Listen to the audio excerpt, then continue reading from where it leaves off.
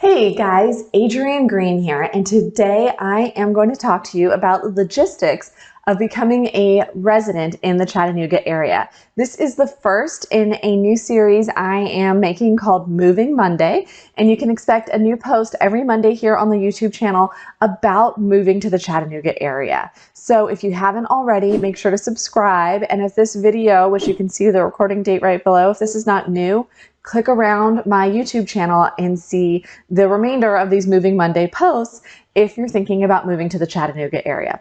So I wanted to introduce, I'm Adrienne Green, I'm a realtor, and I help people build wealth through real estate. And for many people, wealth building via real estate right now is cashing out their high cost of living area, selling the house there, and moving to Chattanooga, where the 2020 median purchase price for real estate was $325,000. So that's one way with their primary residences, people are building wealth through real estate. So I wanted to make this series of videos for those people to help them with moving to the Chattanooga area. So today, the first video is going to talk kind of about the administrative items of that. Getting a driver's license and getting registered to vote here, getting your car registered here, getting set up with a local bank, a local gym, and childcare. Kind of those logistical things. And then we'll get into other nuances in following videos. So first, let's talk about getting that driver's license and voter registration. So yes, that goes through the DMV here, as it does in every state. Now there are two DMV locations in the Chattanooga area. One of them is kind of in the Harrison area off of I-75. The other one is in Red Bank, and that's the one that I have gone to on a couple of occasions now. I highly recommend when you're working with the DMV that you make an appointment, and in scheduling your day, still expect that you will have some wait time even with an appointment. Expect that you'll have maybe 20 to 30 minutes of wait time rather than 2 hours of wait time showing up without an appointment. At least that was my experience when I went to the DMV last December.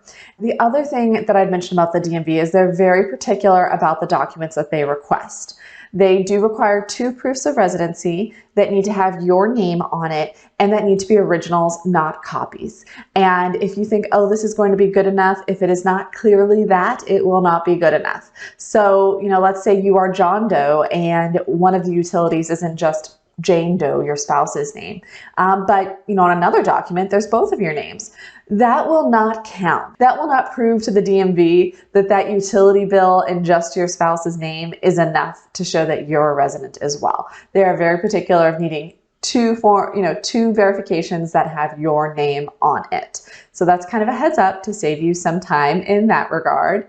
For registering a car, first, right now you still need to have an emissions test. That is being phased out, so depending on when you're watching this video, that may or may not apply to you.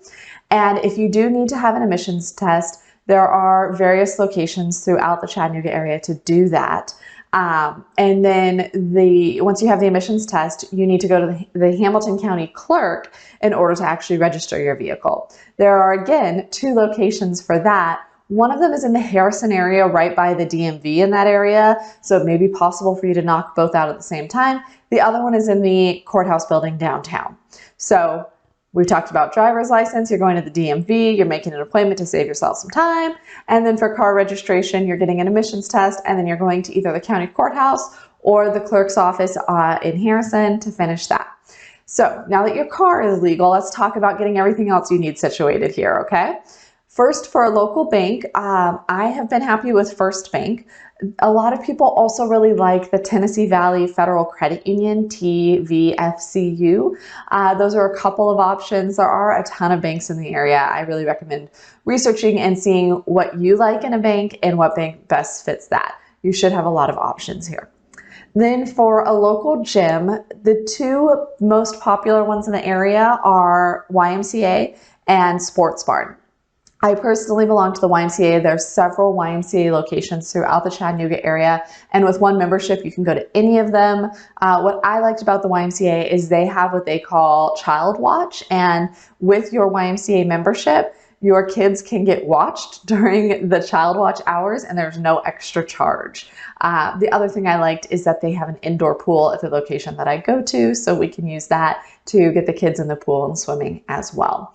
So YMCA or Sports Barn, two popular ones here. There are also a lot of CrossFit gyms in the Chattanooga area, if that's something that you're into. I know a lot of rock climbers like CrossFit, and there's a lot of rock climbing here. So maybe that's why we have so many CrossFit gyms. I don't know, that's my theory. And then let's say you've got kids and you are concerned about childcare and schools.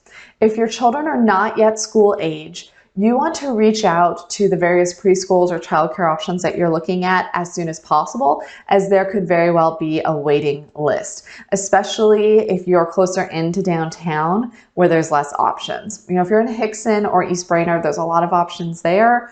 But regardless, I'd say evaluate them early, call them early, and see if there's a list that you need to get on. Now, let's say your children are school age.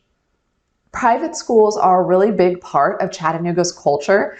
More kids go to private schools here than in the average city, I would say. When people introduce themselves to you and they're from Chattanooga, there is a good chance that they will introduce themselves by telling you where they went to high school. That is a part of the culture here, especially if they went to one of the big name high schools here, which Macaulay is a well-known all-boys school. Girls Preparatory School, which is also called GPS, is a very well-known all-girls school. And then Baylor is a co-ed school, and Notre Dame is, I think, all-girls Catholic school. So those are a couple of them, but there are a ton of private schools in this area. So that is something to keep in mind.